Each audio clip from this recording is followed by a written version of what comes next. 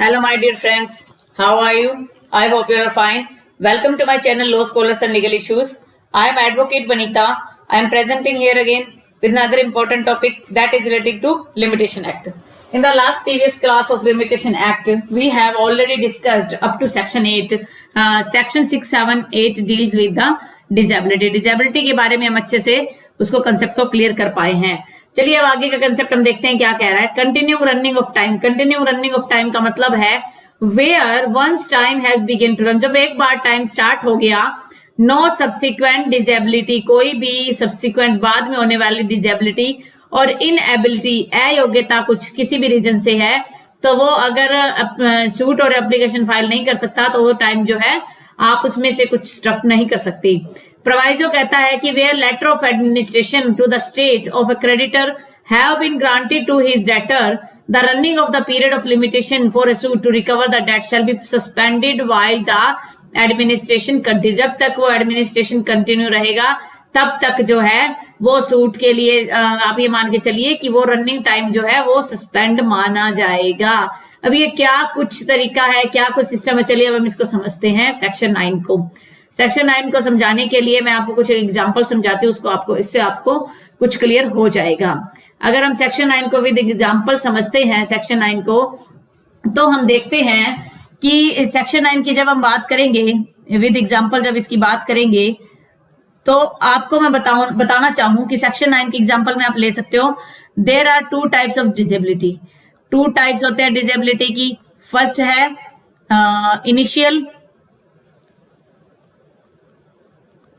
Initial है और second है सब्सिक्वेंट. इनिशियल को आप कैसे कहोगे कि राइट टू सू जब अक्रू हुआ, राइट टू सू जब अक्रू हुआ उस टाइम कोई व्यक्ति जो था वो माइनर था या इंसेन था और या फिर वो इडियट था. ये तीन एक सिस्टम है जो हमने सेक्शन 6 में पढ़े थे कि ये जो है सेक्शन 6 के अंदर राइट टू सू की बात हो रही है. ये तो हो गया हमारा इनिशियल स्टेज. अब बात करते हैं सब्सिक्वेंट की. मान लीजिए 1 फरवरी 2018 को किसी का राइट टू सू अक्रू हुआ, ठीक है. उस टाइम व्यक्ति जो था वो मेजर था, व्यक्ति जो था वो सेन था और 3 साल का टाइम पीरियड है, यानी कि 1 फरवरी 2021 तक उसका टाइम पीरियड है.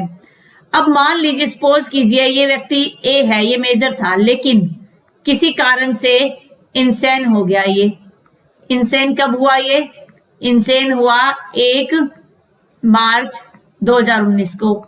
उससे पहले इसने सूट फाइल नहीं किया. अब ये जो इंसेन हुआ है ना, ये इंसेन जो है ये हुआ है सब्सिक्वेंट डिजेबिलिटी, आप इसे कहोगे सब्सिक्वेंट डिजेबल है. Once the time has begun to run, जब एक बार टाइम जो है चलना शुरू हो गया तो उसके बाद आप ये नहीं कहोगे कि उस टाइम को आप बाद में ये कह दो कि जी हम उस टाइम को अब एक्सटेंड करना चाहें तो आप उसको एक्सटेंड जो है वो नहीं कर पाओगे. तो ये बात करता है हमारा सेक्शन ये जो 9 है. अब इसके अंदर आगे 2 पॉइंट्स की डिजेबिलिटी की बात हो रही है. वन जो डिजेबिलिटी की बात हो रही है यहाँ पर फर्स्ट की अगर हम बात करें डिजेबिलिटी की, दैट इज सब्सिक्वेंट डिजेबिलिटी, जो मैं आपको समझा चुकी हूँ. अगर सब्सिक्वेंटली कोई डिजेबल हो जाता है तो उस व्यक्ति का. सेकेंड पॉइंट है इनएबिलिटी. इनएबिलिटी क्या होगी? किसी का ए व्यक्ति है कोई, उसका राइट टू सू तो है, राइट टू सू तो है, बट पॉवर्टी है, पॉवर्टी की वजह से, इलनेस है, इलनेस की वजह से, फ्लड है, बाढ़ आ गई है जी, क्या करें, अर्थक्वेक है, कोई ऐसी घटना हो गई है जिसके अंदर जो है वो कोर्ट में आके सूट फाइल नहीं कर सकता. उस मामले में क्या होगा, जो टाइम एक बार बिगिन टू रन हो गया है वो टाइम जो है, अगर आप कहो कि वो टाइम जो है कंटिन्यू चलना चाहिए तो वो टाइम अब कंटिन्यूटी नहीं रहेगी और ना ही उसमें आपको किसी प्रकार का कोई छूट मिलने वाला है. अब नेक्स्ट अगर हम पॉइंट की बात करें इसके रिगार्डिंग, नेक्स्ट पॉइंट है जो इसका प्रोवाइजो है. प्रोवाइजो क्या कहता है?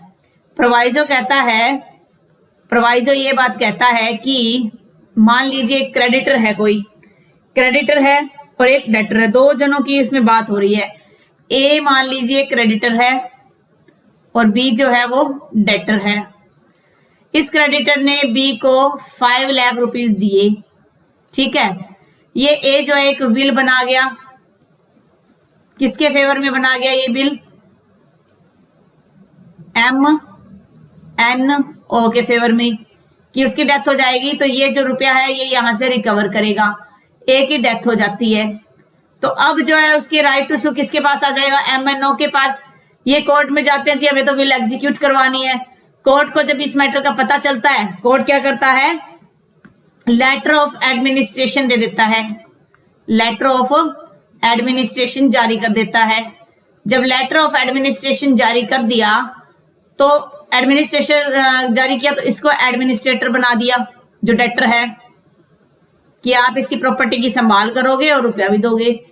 अब जितने टाइम तक, मान लीजिए लेटर ऑफ एडमिनिस्ट्रेशन है, ये लेटर ऑफ एडमिनिस्ट्रेशन जो है 1 मार्च 2020 से लेकर अगर मान लो 1 अगस्त 2020 तक ये चला है, तो ये जो बीच का 6 महीने का जो टाइम है ये क्या हो जाएगा? ये टाइम जो है वो सस्पेंड हो जाएगा, सस्पेंडेड हो जाएगा। यही बात कर रहा है हमारा प्रोवाइजो। तो इस टाइम को हम सस्पेंडेड मानेंगे। तो सेक्शन 9 के अगर कुछ और पॉइंट्स को हम डिस्कस करें तो सेक्शन 9 जो है किस किस पर अप्लाई होता है, क्या क्या लायबिलिटी होती है, तो वो चीज हम जो है देख लेते हैं। देखिए, अगर आप ये कह दो जी किसी के पास सफिशिएंट कोज है, तो सफिशिएंट कोज जो सेक्शन 5 में है तो उसके तहत जो है हमें पॉइंट मिलना चाहिए। देखिए सेक्शन 5 जो बात करता है ना, अगर आपने सेक्शन 5 पढ़ा है तो सेक्शन 5 बात करता है अपील की, कि सेक्शन 5 जो अप्लाई होता है अपील और किसी एप्लीकेशन पे अप्लाई होता है। ये किस पर अप्लाई होता है? अपील और एप्लीकेशन अदर देन एग्जीक्यूशन, तो इस पे अप्लाई होता है। तो उस सेंस में आप अगर ये सोचो कि यहाँ पर उसकी एप्लीकेशन आ जाएगी तो वो एप्लीकेशन यहाँ पर उसकी नहीं आने वाली, यही बात कर रहा है सेक्शन 9। तो सिंपल लैंग्वेज में अगर सेक्शन 9 को हम समझे तो सेक्शन 9 कुछ भी नहीं है।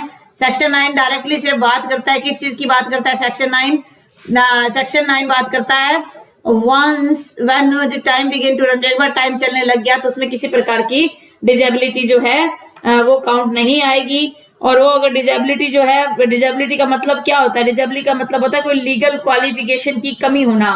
तो बंदा जो था वो स्टार्टिंग में लीगल क्वालिफिकेशन तो उसकी थी, बट फिर भी कुछ एक ग्राउंड्स है, कुछ एक एक्सेप्शंस और हैं जो बार बार कोर्ट के जजमेंट से निकल के आया है। कुछ एक एक्सेप्शन है वो मैं आपको बता देती हूँ, एक्सेप्शंस बाय डिफरेंट जजमेंट्स। तो मैं आपको लिखवा देती हूँ यहाँ पे कुछ एक पॉइंट्स हैं जिसमें जो है एक्सेप्शन में छूट मिली होती है। जैसे कि एक पॉइंट मैं आपको बताऊं, पहला पॉइंट मैं डिस्कस कर रही हूं, that is where injustice has caused, where injustice has caused, जहां पर इनजस्टिस हो गया हो। सेकंड पॉइंट कि जहां पर कॉज ऑफ एक्शन सेटिस्फाइड नहीं है, cause of action is not satisfied, जहां कॉज ऑफ एक्शन भी सेटिस्फाइड नहीं है। थर्ड पॉइंट बात कर रहा है यहां पर कि जहां पर cause of action was cancelled, किसी वजह से cause of action was cancelled, पहले कैंसल हो गया था, उस रीजन पे जो है आप अगर चाहो तो कोर्ट में अपना सेक्शन 9 का जो एक तरीके से आप कह सकते हो ग्राउंड जो उसमें नहीं दिया गया उसके एक्सेप्शन में जो फॉलो करता है वो आप ले सकते हो। तो ये मेनली तो लेटर ऑफ एडमिनिस्ट्रेशन इसके एक्सेप्शन है बेयर प्रोविजन में। These are the judgment based exception, these are judgment based exception.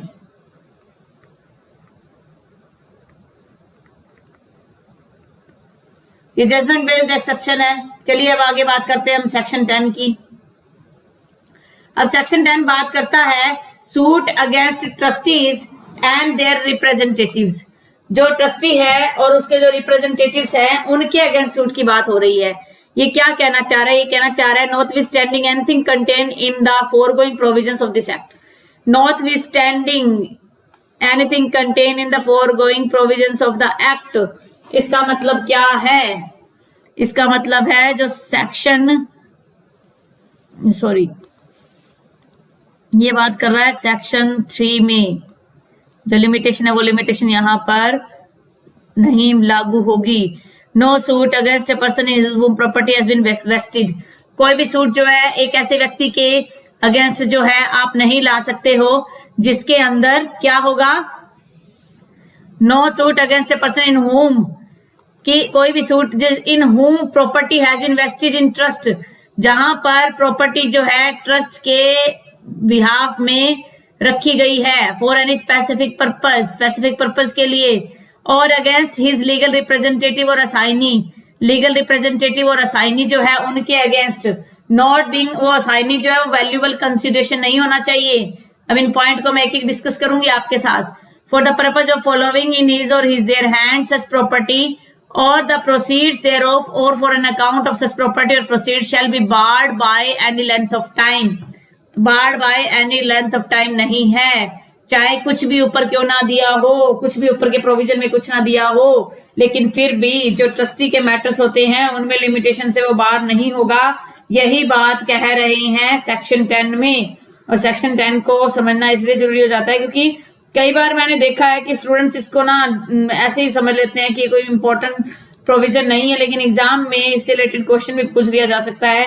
तो हमें किसी भी चीज को हल्के में नहीं लेना चाहिए। हर एक प्रोविजन जो दिया हुआ है वो किसी न किसी पर्पज के लिए ही दिया हुआ है, तो हमें उसी कोई पर्पज को ही समझना है।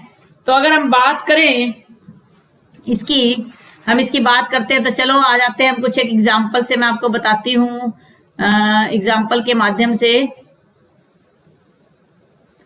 पहले तो अगर हम देखें तो पहले तो देखो कि कंडीशंस क्या क्या होनी चाहिए। What are the conditions? What are the conditions of section 10? Section 10 की क्या कंडीशन होनी चाहिए? सबसे पहले तो there must be a property. सबसे पहले तो प्रॉपर्टी होनी चाहिए। अगर कोई प्रॉपर्टी होगी तभी तो वेस्ट की जाएगी ना ट्रस्ट में। वेस्टेड इन ट्रस्ट, सबसे पहले तो कोई प्रॉपर्टी होनी चाहिए, वो ट्रस्ट में दी जानी चाहिए, ट्रस्ट होना चाहिए उसके रिगार्डिंग। सेकंड चीज कहता है suit must be against such person. The suit must be against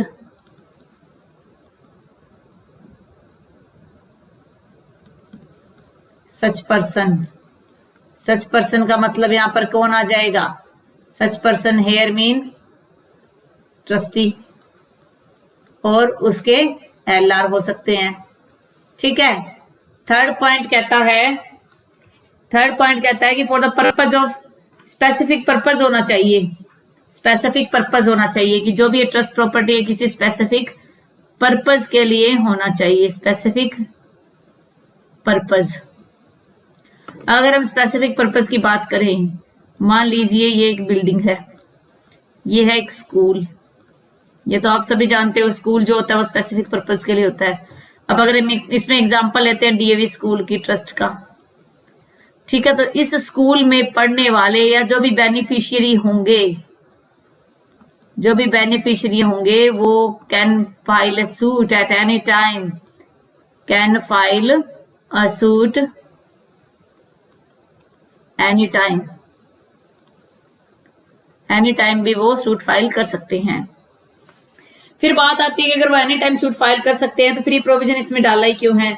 इसमें जो है आप इसको लिमिटेशन में क्यों लेके आए? देखिए जब ये राइट जो है ना, ये राइट सिर्फ दिया गया है बेनिफिशियरी को, इसके अलावा किसी और को नहीं। सिर्फ बेनिफिशियरी ही डाल सकते हैं suit. Only beneficiary suit file कर सकते हैं। अगर सेक्शन 10 की हम बात करते हैं तो बेनिफिशियरी के अलावा कोई और व्यक्ति उसमें सूट फाइल नहीं कर सकता। अब इसमें बात करते हैं हम ट्रस्ट की।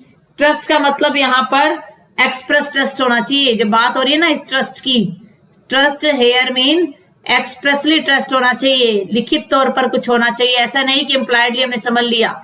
ट्रस्ट जो है एक्सप्रेस फॉर्म में होना चाहिए।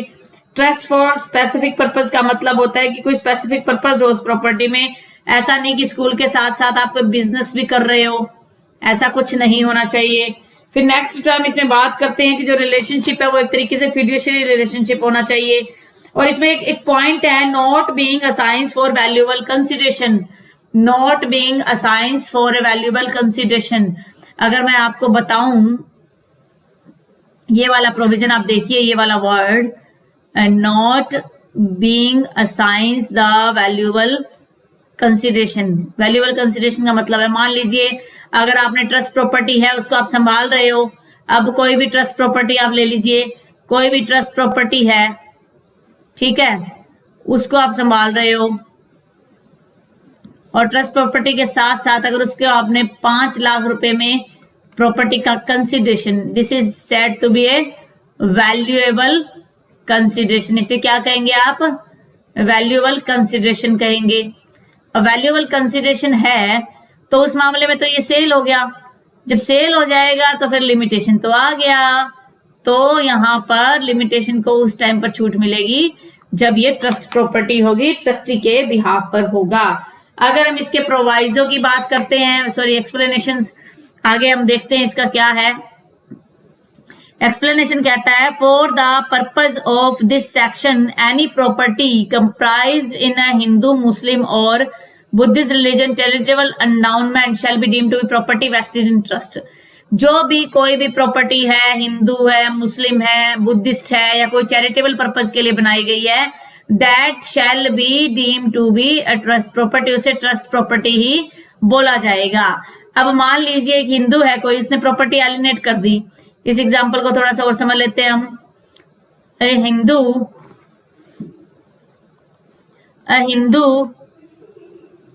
एलिनेट प्रॉपर्टी, हिंदू जो है प्रॉपर्टी को एलिनेट करता है। जिस दिन एलिनेशन हुआ उसी दिन से प्रॉपर्टी के लिए राइट अराइज हो जाएगा, किसका? को पार्टनर का,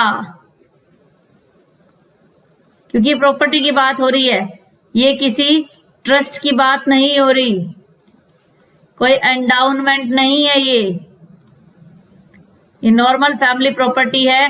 हिंदू करता है मान लो यहाँ पर, उस मामले में उसी दिन से राइट अराइज हो जाएगा जिस दिन से वो प्रॉपर्टी को जो है वो ट्रांसफर किया। तो इस मामले में सेक्शन जो है ये 10 ये इतना ही बताता है कि कोई भी ट्रस्ट प्रॉपर्टी है उस पर लिमिटेशन एक्ट नहीं लगेगा। ये आप माइंड में बिठा लीजिए। उसके बाहर जाके कुछ भी ऐसा प्रोविजन जो है वो नहीं लगाया जा सकता। अगर कोई ट्रस्ट प्रॉपर्टी नहीं है, कुछ वैल्यूएबल कंसिडरेशन लिया है, कुछ रुपए पैसे की बात करके कोई चीज खरीदी गई है, तो उस मामले में वो ट्रस्ट प्रॉपर्टी नहीं मानी जाएगी और ना ही वो ट्रस्टी की कैटेगरी में आएगा। अब हम बात करते हैं नेक्स्ट प्रोविजन की, suits on contracts enter into outside the territory to which the extent, कि सूट्स हैं उन कॉन्ट्रैक्ट के बेस पर जो कॉन्ट्रैक्ट आउटसाइड द टेरिटरीज किए गए थे, उन मामलों में क्या होगा? Suits instituted in the territories to which this act extends on contracts entered into the state of J&K, यहाँ पर state of J&K की बात कर रहे हैं, लेकिन मौजूदा टाइम में state of J&K पर तो हमारा ये लिमिटेशन एक्ट जो है वो अप्लीकेबल होता ही है, लेकिन पहले क्या था, ये आउटसाइड टेरिटरी में माना जाता था। तो कह रहा है कि suits instituted in the territories to which this act extends on contracts entered into in the foreign country shall be subject to the rules of limitation contained in this। कहने का मतलब है कि कोई भी आपने कॉन्टेक्ट कर लिया है किसी फॉरेन कंट्री के साथ, उसके लिए भी इंडिया के जो ये लिमिटेशन एक्ट है उसकी एप्लीकेबिलिटी वहां पर होगी। उसको आप ये नहीं कह सकते कि इंडिया के रूल लागू नहीं होंगे। मान लीजिए एग्जाम्पल ले लेते हैं हम, यहाँ पर एक एग्जाम्पल लिया हमने कि एक कोई कंट्री है हमारी इंडिया, ठीक है, इसका कॉन्ट्रैक्ट हो गया रशिया से। अब इस कॉन्ट्रैक्ट के रिगार्डिंग कोई सूट फाइल होगा ना, तो उसमें रशिया का अपना पर्सनल लॉ जो है, वहां का जो लॉ है वो अप्लीकेबल नहीं हो, बल्कि हमारा इंडिया का जो लॉ है दैट कैन बी अप्लीकेबल, और इसी के द्वारा उसको गवर्न किया जाएगा। तो ये बात कहना चाह रहा है इसमें। कहने का मतलब है कि फॉरेन कंट्री के साथ आप कोई भी किसी प्रकार का कॉन्ट्रैक्ट करते हैं और उसके रिगार्डिंग जब आप कोई सूट फाइल करोगे तो उसमें क्या होगा, लिमिटेशन एक्ट के हमारे इसके रूल अप्लाई होंगे। पर कह रहे हैं कि no rule of limitation in force in the state of J&K। State and J को आप J&K को आप इकट्ठी कर दो, क्योंकि स्टेट ऑफ J&K अब मौजूदा टाइम में हमारे एक्ट का, हमारे इंडिया का एक पार्ट है। कह रहे हैं कि no rule of limitation in force, कोई भी rule of limitation in force apply नहीं होगा किस सेंटेंस, किस बिहाफ पे, in a foreign country shall be a defence to a suit. कोई भी व्यक्ति जो है लिमिटेशन के हिसाब से फॉरेन कंट्री का व्यक्ति वो डिफेंस नहीं मान लेगा to a suit institute in set territory on a contract to the state of foreign country, वो फॉरेन कंट्री में किया गया था, तो कोई भी जो है उस हिसाब से उसको नहीं मानेगा। कहने का मतलब है कि फॉरेन कंट्री से का कोई व्यक्ति है जिसके अगेंस्ट सूट फाइल हुआ, वो ये कह देता है कि जी उसके तो देश का अलग रूल है तो उसी के हिसाब से चलना चाहिए। तो इसके दो एक्सेप्शन है कि उन दो कंडीशन में जो है सिर्फ फॉरेन कंट्री के रूल लागू हो सकते हैं, अदरवाइज नहीं। The first condition is the rule has extinguished the contract. Rule जो है, जो रूल था कॉन्ट्रैक्ट का, वो एक्सटिंग्विश हो चुका है, वो खत्म हो चुका है। And the parties were domicile in that state और in the foreign country during the period prescribed by such rule. जो पार्टी वहां पर रह रही थी फॉरेन कंट्री में, वहां पर वो रूल जो है वो प्रिस्क्राइब नहीं किया गया है, तो उस मामले में ये दो ग्राउंड है जिसके आधार पर फॉरेन कंट्री के रूल को अप्लीकेबल किया जा सकता है। अदरवाइज हमारे इंडियन कंट्री, जो हमारे देश का जो लॉ ऑफ लिमिटेशन है वो वहां पर लागू होगा, उसमें किसी प्रकार की कोई छूट नहीं दी जा सकती। तो इस प्रकार से सेक्शन जो 11 है वो हमारे इन्हीं रूल्स की बात करता है कि किस प्रकार से सेक्शन 11 जो है वो हमारे देश के रूल के हिसाब से जो है गवर्न किया जाएगा। वेदर दैट कॉन्ट्रैक्ट कंक्लूड हुआ हो या वो कॉन्ट्रैक्ट जो है रिमूव हुआ हो या कॉन्ट्रैक्ट के रिगार्डिंग कोई भी सूट फाइल किया गया हो, तो उस मामले में रूल जो है लॉ ऑफ लैंड लगेगा। जब हम कॉन्ट्रैक्ट की बात करते हैं तो rule of law of land को यूज किया जाता है। तो क्या कहेंगे हम, रूल ऑफ लैंड, या आप कह सकते हो लॉ ऑफ लैंड, जिसे क्या मैक्सिम है, लेक्स फोरी। ये एक मैक्सिम है जिसको अप्लाई किया जा सकता है। तो ये तो था हमारा सेक्शन 11 तक का कंसेप्ट। नेक्स्ट क्लास में हम सेक्शन 12 को स्टार्ट करेंगे, that deals with computation of period of limitation. उसमें क्या है, एक्सक्लूजन बताया गया है। सेक्शन नंबर 12 से लेके आगे कंटिन्यूटी तक जो है तकरीबन आप कह सकते हो 16 तक जो है यही रूल्स को डिस्कस किया गया, कहां पर रूल एक्सक्लूड किया जाएगा और कहां पर उसको छूट नहीं मिलेगी। अगर इफेक्ट ऑफ फ्रॉड क्या होगा, एक्नॉलेजमेंट क्या होगा, वो सब कुछ हम नेक्स्ट क्लास में डिस्कस करेंगे। तो चलिए आज का लेक्चर हम यही फिनिश करते हैं। अगर आपको आज का लेक्चर अच्छा लगा तो आप मेरे लेक्चर को लाइक कीजिए। अगर आप मेरे चैनल पे न्यू और फर्स्ट टाइम इस वीडियो को देख रहे हो तो मैं आपसे रिक्वेस्ट करती हूँ कि आप मेरे इस चैनल को सब्सक्राइब कर लीजिए और बेल आइकन पर क्लिक कर दीजिए, जिससे फर्दर जो कोई भी नोटिफिकेशन आएगी तो उससे जो भी वीडियो मैं अपलोड करूंगी उससे संबंधित आपको सूचना मिल जाएगी। कोरोना के इस पीरियड में आप अपना, अपने फैमिली मेंबर्स का, अपने नेबरहुड का ध्यान रखिए। Stay home, stay safe, stay healthy. Thank you for watching. Have a nice day.